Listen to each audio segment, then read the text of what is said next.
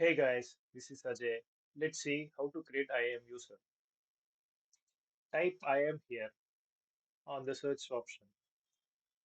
You can find IAM. Within this, we are having many options. We can create user groups, users, or roles, and we can assign them a policy. But here, today, we are going to see only how to create users. So click users here. You can find this kind of UI, and we can create users by create users. So for testing purpose, I am going to create test user. We can provide AWS management console, but this is optional. And this is a new addition. It is an SSO of AWS, but we are not going to see this now. We are going to create IAM user. So we can give two options here. We can auto-generate password or we can use custom password. But here I am using auto-generate password. We can give show password and also this.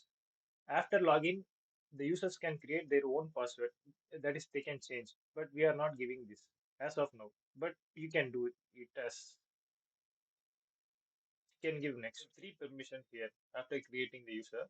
That is, we can add them to the group, or we can copy permission, or we can directly attach a policy. Here we are going to directly attach a policy by clicking this. We will have these kinds of all the policies listed below.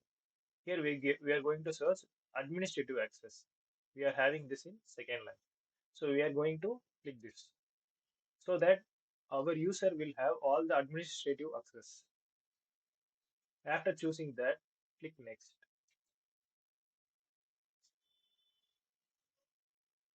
Kindly check. Username is test and generated password will be auto generated. Access will be administrative access. All the things are okay. Then we can proceed with create user.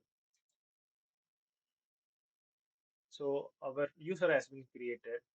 Let's check in users.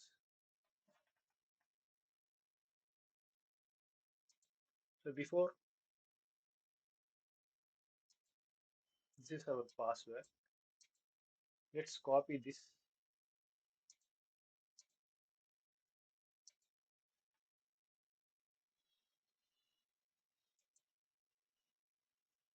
So we are having a test user.